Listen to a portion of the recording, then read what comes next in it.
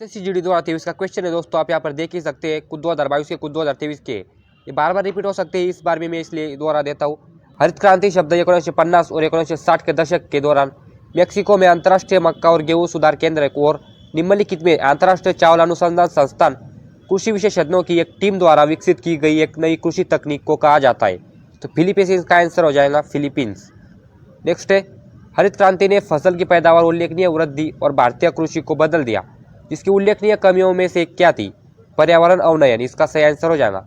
Next question है, कृषि उपज का वह अंश जो किसानों द्वारा बाजार में बेचा जाता है। तो विपणन अधिवेश, इसका आंसर हो जाएगा 2023 का क्वेश्चन भी है। औद्योगिक नीति संकल्प 1956 में उद्योगों को निम्नलिखित में से श्रेणियों में वर्गीकरण किया है। तो तीन श्रेणियों में वर्गीकरण किया गया है।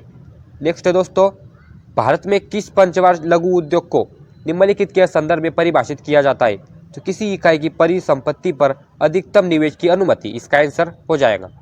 नेक्स्ट क्वेश्चन है, एसएमई का पूर्ण रूप स्मॉल एंड क्या है? तो इसका आंसर है medium size, small and medium size, इसका आंसर हो जाएगा एसएमई का पूर्ण रूप। नेक्स्ट है, किस देश की विनिर्माण उद्योगों को विकास की मापी जाती है? आर्थिक मजबूती, इसका आंसर है, ये इसका सही आंसर है। नेक्स्ट है, जीडीपी का प्रमुख उपयोग क्या है?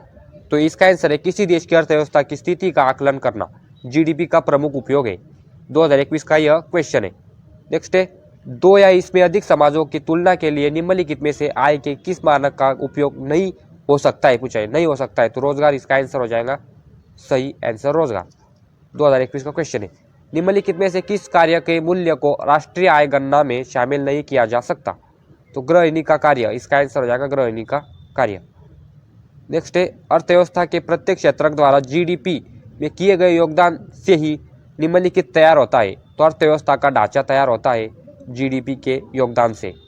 नेक्स्ट है, राष्ट्रीय आय की गणना करते समय निम्नलिखित को एक कारण के रूप में लिया जाता है। तो निर्यात को एक कारण के रूप में लिया जाता है। नेक्स्ट क्वेश्चन है दोस्तों, निम्नलिखित अर्थव्यवस्था को सभी फर्मों में सकल मूल्यवर्धित का कुल योग जीडीपी है। जीडीपी बहुत इंपॉर्टेंट है दोस्तों।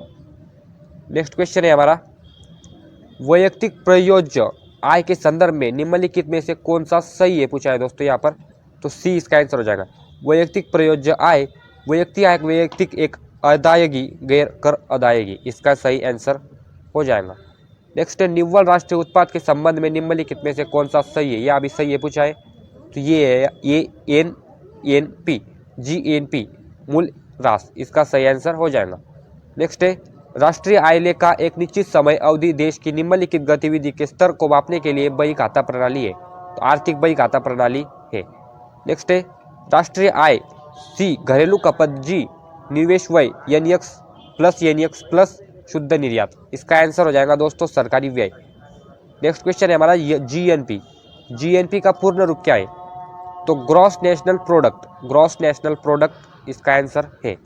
नेक्स्ट है, किसी देश की सकल घरेलू उत्पाद अर्थव्यवस्था के विभिन्न क्षेत्रों का अर्थात निम्नलिखित के रूप में प्राप्त होता है। तो कृषि क्षेत्र, औद्योगिक क्षेत्र और सेवा क्षेत्र, तीनों में प्राप्त होता है। नेक्स्ट है, निव्वल राष्ट्रीय उत्पाद एनएनपी की गणना करते समय सकल राष्ट्रीय उत्पाद जीएनपी में से क्या हटाया जाता है? तो रास हटाया दिया जाता है। नेक्स्ट है, निर्गम मूल्य क्या है? यह बाजार मूल्य से कम मूल्य है, निर्गम मूल्य है। नेक्स्ट है, निम्न में से किसे तरल अस्थियों तथा मांग एवं अवादिदेयताओं के अनुपात के रूप में परिभाषित किया जाता है? तो संवैधानिक चलनीति अनुपात, इसका आंसर हो जाएगा। नेक्स्ट है, आरबीआई के अनुसार 1960 के दशक में भारत की जीडीपी में सेवा क्षेत्र की हिस्सेदारी कितनी प्रतिशत थी? तो 38.7% थी।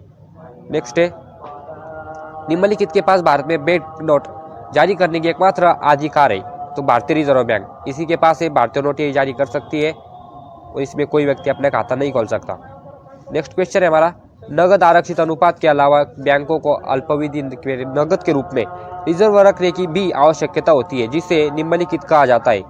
तो वैधानिक तरलता अनुपात, इसका आंसर हो जाएगा वैधानिक अनुपात, सी इसका आंसर हो जाएगा। तो आज के वीडियो में इतना ही दोस्तों, मिलती है अपने थर्ड क्लास में, तब तक के चैनल को सब्सक्राइब कर दीजिए। धन्यवाद दोस्तों।